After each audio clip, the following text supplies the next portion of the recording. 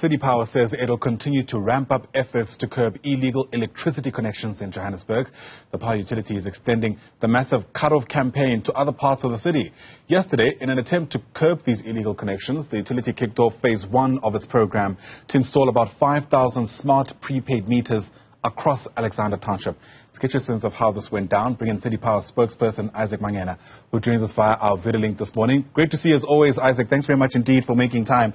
You know, we've heard all manner of stories about the electricity woes, especially in places like Alexandra township, from people not having power for weeks on end to frustrated residents, ironically, blocking technicians for coming to fix those issues. How were your teams received yesterday? Good morning, Ayanda, and good morning to the viewers. Thanks for having us. Look, I think yesterday the work actually did not start yesterday. It started long before. A few months ago, we started a program to, engage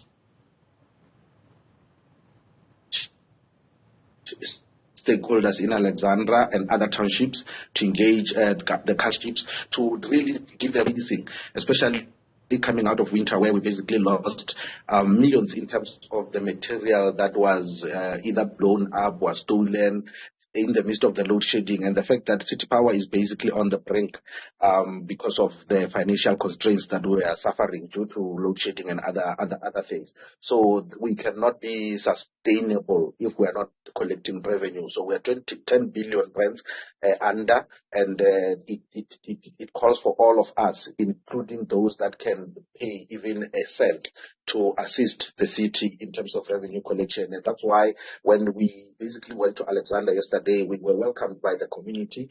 Most of them, as I say, in our engagements with them, expressed the desire to basically pay, but did mention that they want to pay for something that is there. They want to pay for reliable electricity supply, and that reliability will obviously come with maintenance of that the infrastructure that we currently have, and also being able to ensure that we pay, because we also buy this electricity from Eskom. So the residents were really welcoming yesterday, and also even the councillors, and they basically stood up to say, we want to be the first to have these smart meters so that we can be able to start buying electricity and lead by example. And we really appreciate that.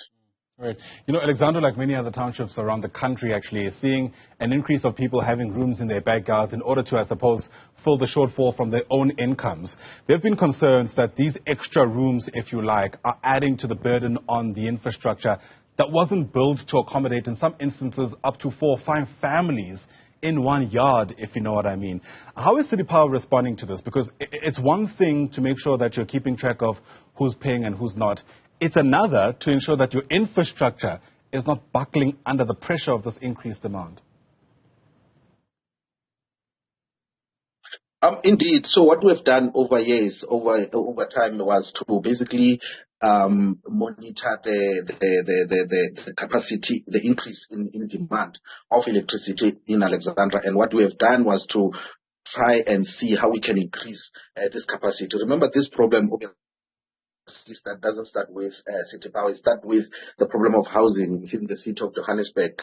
Joburg on its own is attractive to migrant workers and also students and so forth.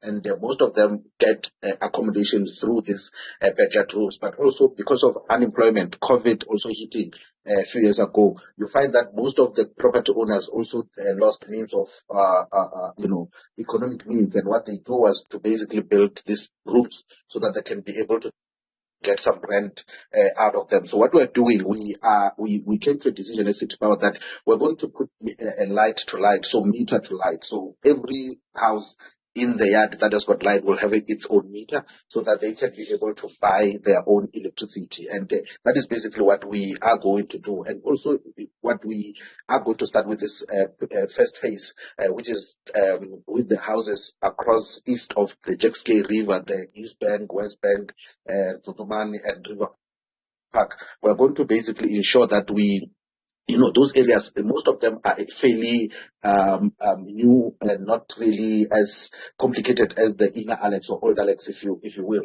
And what we're going to do is to basically make sure that we give even those backyard rooms and even the flats those meters so that they can be able to buy electricity.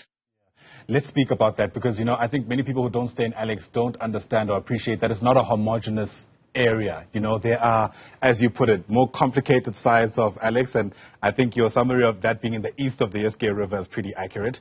But on the west of it, things get very complex, right? You have a number of informal settlements within Alex itself.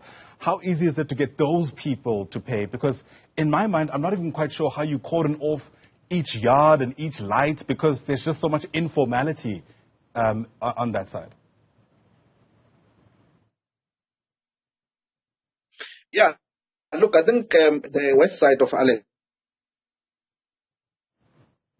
for those who know the area, that is the old Alexandra. The old Alexandra is a little bit complicated because you find that the old stands will have more than 10 houses in it.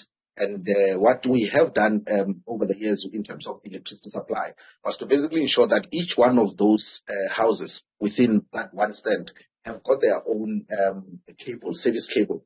So you find that you've got 10 or 15 service cables in one yard going to different houses. So each one of those service cables will have its own meter so that each one of those houses can be able to basically buy their own electricity. But that is still an exercise that we are trying to roll in the ward around 16th, 17th, 18th Avenue.